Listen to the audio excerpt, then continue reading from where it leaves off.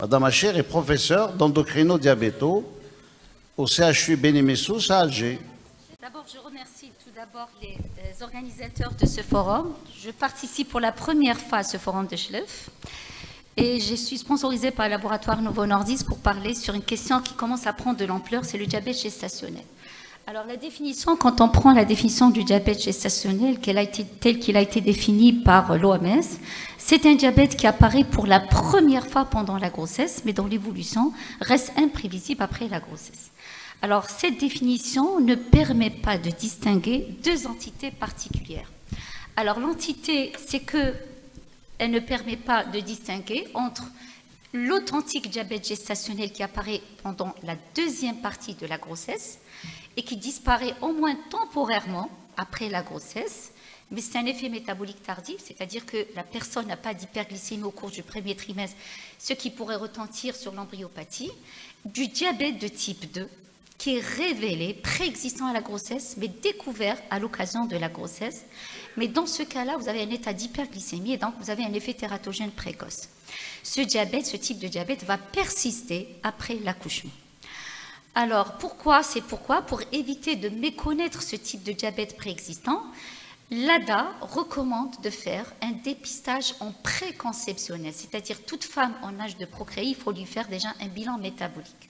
Donc, particulièrement lorsqu'elle présente au moins un des facteurs de risque, à savoir un âge au-delà de 35 ans, d'abord un antécédent familial chez un apparenté de premier degré. Quand on dit un apparenté du premier degré, le père, la mère, la sœur ou le frère porteur d'un diabète, un âge matériel au-delà de 35 ans, un IMC au-delà de 25 kg par mètre carré, ou des antécédents obstétricaux, tels qu'un diabète gestationnel lors des grossesses antérieures, ou antécédents d'un accouchement d'un enfant macrosome, d'hypertension gravidique, de mort in utero ou de syndrome des ovaires polykystiques. Alors, en dehors de ça, elle préconise, c'est-à-dire si la femme vient déjà enceinte, il faudra également dépister le diabète gestationnel avant la 15e semaine d'aménorrhée.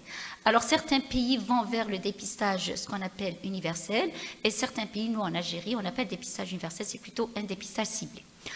Alors, pourquoi dépister le diabète? Comment d'abord dépister le diabète gestationnel? Il suffit de faire une glycémie à jeun lors de la première visite anténatale. Alors, lorsque la glycémie est au-delà de 1,26 g avec un taux d'hémoglobine A1C au-delà de 6,5, c'est qu'on est passé à côté d'un diabète préexistant à la grossesse.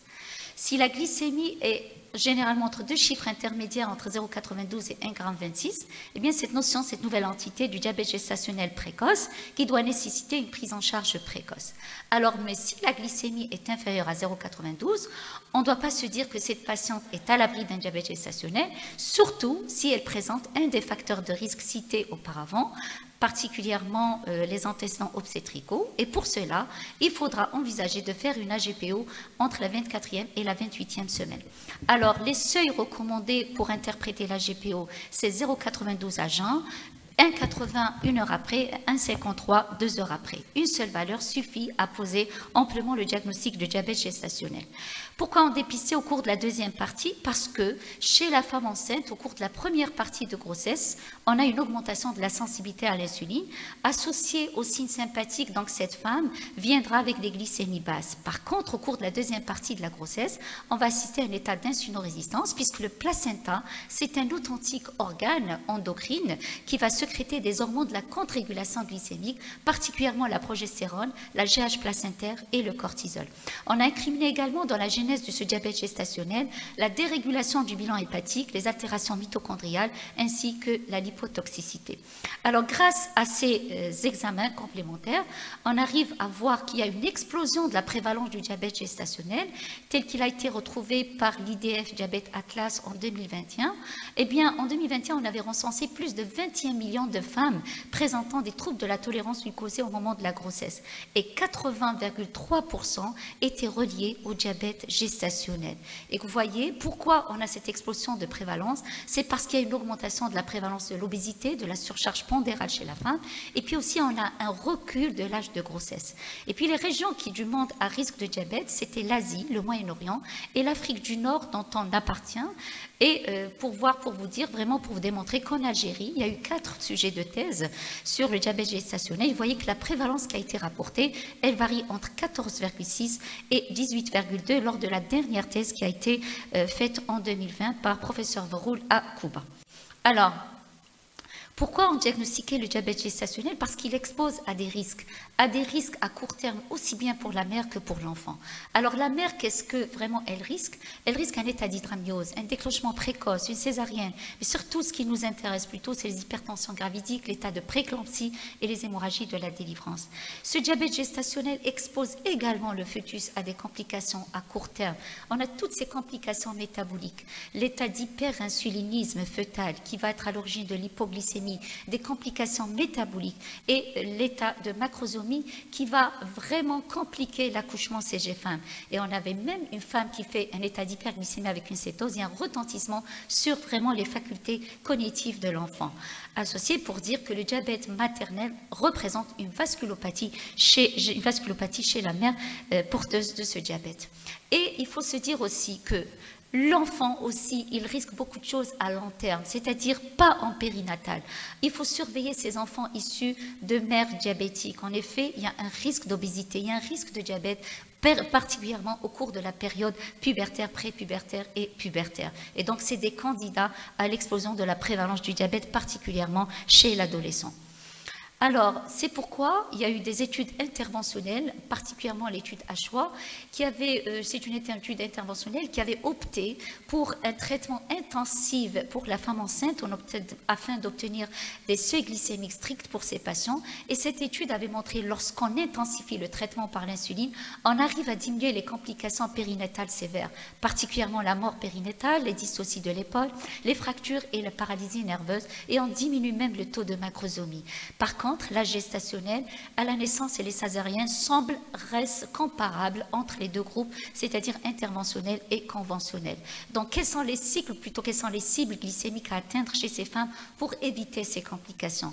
Eh bien, plusieurs cibles, mais ce qu'on recommande, c'est plutôt les recommandations de l'ADA. C'est-à-dire que si vous avez une femme qui vient avec un diabète gestationnel, il faudra cibler une glycémie inférieure à 0,95 H1, une glycémie inférieure à 1,40 à 1 heure après, et une glycémie inférieure à 1,20 2 heures après. Pour atteindre ces objectifs glycémiques, il faudra éventuellement, bien évidemment, faire un contrôle glycémique qui doit être évalué toutes les 1 à 2 semaines par le diabétologue. Alors, mais si on utilise le CGM, eh bien, retenez une chose, les seuils utilisés chez les sujets adultes en dehors de la grossesse ne sont pas les mêmes. Eh bien, chez la femme enceinte, généralement, on revoit ces seuils à la baisse. Ce n'est plus le 0,70, 1,80 pour le time in range, c'est plutôt le 0,63, 1,40. Et que vous voyez, la femme qui présente un diabète gestationnel, on recommande, on exige également que le time in range, qu'il y aurait 90% des glycémies qui doivent être dans le time in range, contrairement pour le diabète de type 1, vous voyez que 70%, une femme déjà diabétique de type 1, c'est les grossesses diabétiques. Eh bien, pour atteindre ces seuils, il faut qu'il y ait une prise en charge globale du diabète gestationnel. Une prise en charge d'abord diététique avec l'activité physique modérée et régulière. Et si vraiment échec de ces armes thérapeutiques, on va y aller sur un traitement médical. Bien entendu, toutes ces armes thérapeutiques doivent être accompagnées d'une éducation thérapeutique. Alors, commençons d'abord. Les règles diététiques en première intention doivent être exigées chez la femme. Eh bien, on doit avoir une répartition des carbohydrates de 33 à 40% de calories, les protéines de 20%, les lipides de 40%. En pratique, ce qu'on recommande chez la femme enceinte diabétique, eh bien, 3 repas équilibrés et 2 à 4 collations par jour. Alors, un apport calorique de 1800 à 2500 kilocalories par jour.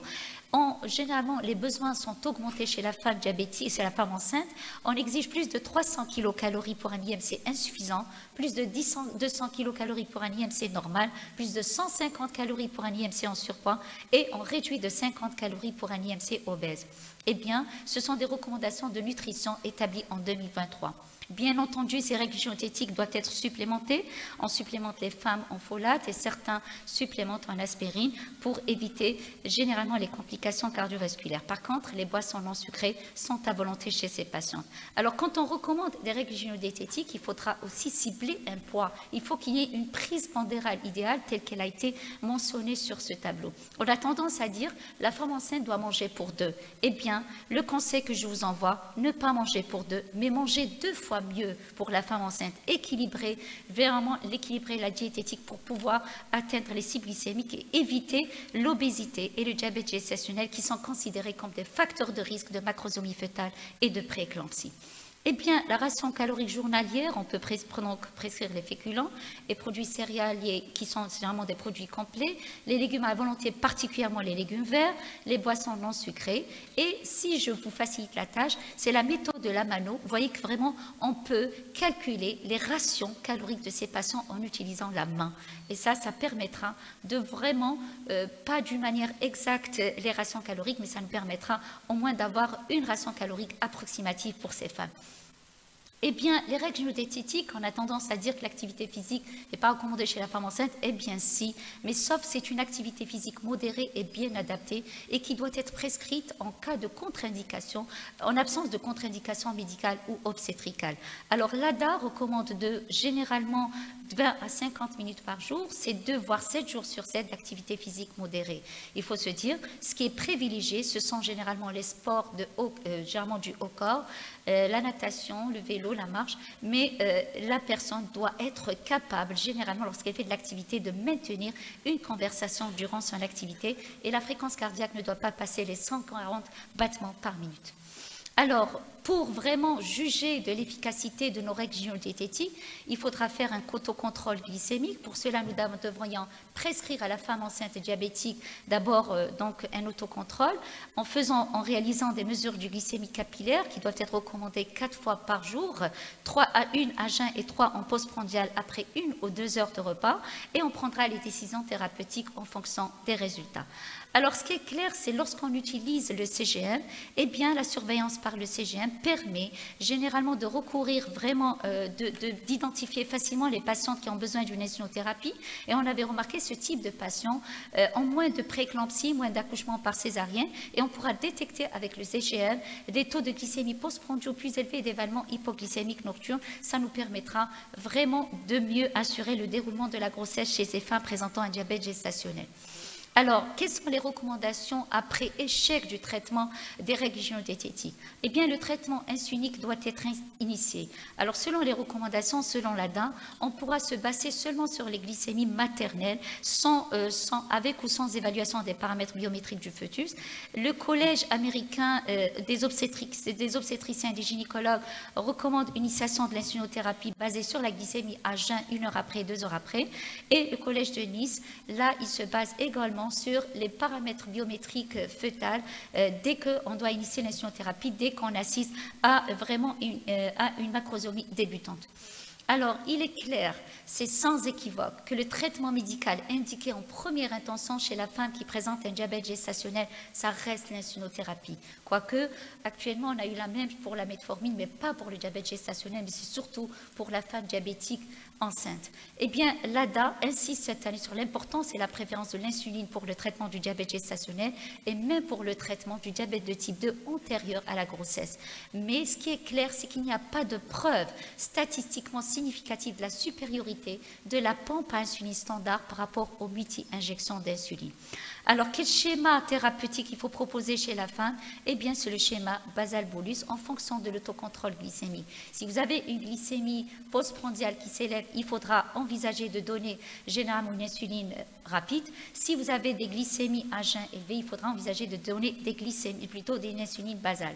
Alors, les insulines qui sont recommandées actuellement pour la femme enceinte, ce sont toutes les insulines humaines, que ce soit l'insuline ordinaire ou l'insuline MPH. Pour les analogues de l'insuline, ça reste les analogues de l'insuline de première génération et celle qui a bénéficié des études randomisées, c'est bien la Novorapid et la Levemir. Alors, donc 3 bolus, 1 ou 2 injections basales faisant appel. Et je vous rapporte donc là des études qui ont été faites avec Levemir pendant la grossesse. C'est la première étude clinique randomisée avec une insuline basale chez des femmes enceintes et diabétiques. C'est une étude qui avait comme objectif primaire de comparer le contrôle glycémique mesuré par l'hémoglobine glyquée à la 36e semaine entre l'insuline Détémir et MPH et comme objectif secondaire de comparer les autres paramètres des courbes d'efficacité puisque l'hémoglobine glyquée n'a pas été dosée seulement à la 36e semaine mais elle a été dosée aussi au cours du 1er et du 2e trimestre et c'était le but surtout, c'est est-ce que cette insuline est safe pour la femme enceinte, comparer la tolérance de l'insuline détémir versus insuline MPH pendant la grossesse, et surtout, est-ce qu'elle a été safe aussi pour le fœtus issu de la grossesse avec de l'insuline détémir versus insuline MPH. Alors, c'est une insuline randomisée, insuline détémir versus MPH, mais les deux groupes ont bénéficié d'un traitement par ASPA. C'est donc incluant 310 patients présentant un diabète de type 1 depuis au moins 12 mois avant la randomisation. Ce sont toutes des femmes qui étaient en planification de grossesse ou qui étaient déjà enceintes avant la 12e semaine, et toutes généralement avaient un taux d'hémoglobine A1C moins de 8% dès à la confirmation de la grossesse. Alors, la Levemir avait démontré une réduction comparable de l'hémoglobine glyquée versus insuline MPH. En matière d'efficacité, ça reste identique. Elle a montré une meilleure réduction de la glycémie à jeun versus MPH avec un P de 0,012. Et par contre, les taux d'hypoglycémie similaires avec les Levemir restaient comparables, entre la Levemir et la MPH. Donc, en conclusion, pour cette étude, c'est que l'hémoglobine glyquée était restée comparable à la fin de la grossesse. La glycémie à jeun était significativement plus basse, la glycémie moyenne plus basse lors des profils glycémiques. Il y avait un taux d'hypoglycémie comparable. Donc, de cette étude randomisée, il découle la conclusion suivante, c'est que la Levemir est aussi bien tolérée que l'insuline MPH en termes de morbidité, de mortalité fœtale chez les patients diabétiques. Il y a eu des données qu'on n'a pas mis dans cette présentation par défaut de temps. Alors, généralement, si on présente une glycémie à jeun élevée, on a utilisé la Levemir. Et si on est en présence, vous voyez à peu près que les besoins d'insuline chez la femme enceinte augmentent au fil des mois de grossesse, c'est-à-dire premier, deuxième et troisième mois de grossesse. Eh bien, on aura besoin d'une insuline ordinaire lorsqu'on progresse dans la grossesse. Alors, l'insuline, l'analogue de l'insuline ordinaire qui a fait ses preuves en matière d'efficacité et sécurité pendant la grossesse, ça reste la Novorapid, qui a été largement étudiée en clinique chez des femmes enceintes. Nous vous rapportons cette étude qui a été menée en 2007 chez des femmes diabétiques de type 1. C'est une étude également randomisée, asparte versus insuline ordinaire humaine. Eh bien, c'est une étude qui a été contrôlée en ouvert multinational, multicentrique en groupe allèle, recrutant 322 patientes diabétiques de type 1, dont le traitement a été déjà insulinique depuis plus de 12 mois. C'est des femmes qui étaient en planification de grossesse ou qui étaient déjà enceintes à moins de 10 semaines de grossesse. Eh bien, cette étude, l'insuline asparte a été injectée immédiatement avant le repas et l'insuline humaine 30 minutes avant le début du repas, et la titration a été faite en fonction de l'atteinte des cibles glycémiques. Alors, c'est l'objectif de l'étude. Ce n'est pas plutôt de comparer l'efficacité, mais c'est surtout la sécurité de l'insuline asparte versus l'insuline humaine dans un schéma basal-bolus en association avec la MPH et les femmes enceintes diabétiques de type 1. Et elle a permis également d'évaluer l'efficacité et la sécurité maternelle et fœtale avec un usage maternel de Novorapid comparé à l'insuline humaine chez les femmes enceintes diabétiques de type 1. Alors, qu'est-ce qui en découle de cette étude? C'est que l'insuline asparte apporte un contrôle glycémique optimal. Et que vous voyez, pratiquement, les deux courbes généralement se resserrent. Et que vous voyez à peu près au petit déjeuner, là, sur les 8 glycémies veineuses qui ont été faites, vous voyez, pratiquement au petit déjeuner, l'insuline Novorapid permet de réduire les excursions glycémiques postprandiales sans retentir sur les glycémies préprandiales. Alors, ce qui est important, lorsqu'on donne un traitement intensif, on a la peur et la crainte de déclencher des hypoglycémies. Eh bien, avec la Novorapid, on a réduit les hypoglycémies majeures de 28% et surtout, on a réduit les hypoglycémies nocturnes de moins de 52%. Donc, cette insuline rapide a permis d'avoir une satisfaction globale générale pour ces patientes qui sont sous asparte sous Novorapid, vu la flexibilité aussi de l'injection, et la plupart des femmes qui ont été switchées vers l'asparte souhaitaient continuer le même traitement. Donc, une fois qu'on traite nos patients avec ce schéma basal-bolus, on arrive à l'accouchement et le dilemme se pose avec les gynécologues. Faut-il y aller par une voie basse ou faut-il y aller par une césarienne? Eh bien, lorsqu'on est en face d'un diabète bien équilibré, la prise en charge rejoint celle de la femme enceinte non diabétique. Mais lorsque le poids est au-delà, généralement est aux alentours de 4,5 kg, la césarienne doit être discutée aussi après information de la patiente. Mais en cas d'accouchement par voie basse, la surveillance du travail et la surveillance habituelle. Par contre, l'arrêt de l'insuline se discutera obligatoirement avec le diabétologue. Alors, ce qui est important, pourquoi on cible le diabète gestationnel? Parce qu'une femme qui fait un diabète gestationnel, elle a un risque de récidive de diabète gestationnel dans 30 à 84% selon les études. Elle a un risque également, elle est exposée à un risque ultérieur de développer un diabète de type 2 et ce risque persistera avec le temps et persistera en moins 25 ans. Donc, une fois la femme diagnostiquée avec un diabète gestationnel, il faudra envisager de faire une hyperglycémie provoquée par voie orale 4 à 12 semaines du postpartum. Et si elle est négative, il faudra la refaire à 1 an, puis tous les 3 à 1 an, déterminés en fonction des facteurs de risque du patient. Même si vous avez une AGPO négative, il faudra inciter ce type de patient à ne pas modifier les règles diététiques entamées pendant la grossesse. Il faudra surveiller ces patients à la recherche des facteurs de risque cardiovasculaire associés, notamment l'hypertension artérielle et la dyslipidémie. Pour vous dire que pour la contraception, je trouve qu'on a perdu la gynécologue, mais ce qui est clair, c'est qu'on ne donne pas des œstrogènes chez la femme enceinte. Les DU peuvent être proposés, mais la décision doit être prise en fonction des attentes de la patiente et des comorbidités. Par contre, on doit encourager la femme présentant un diabète gestationnel, on doit l'encourager à allaiter son enfant. Parce qu'on avait remarqué qu'il y avait une légère amélioration des résultats des tests de tolérance au glucose du postpartum 6 à 9 semaines. Et malgré quoi qu'il n'y a pas des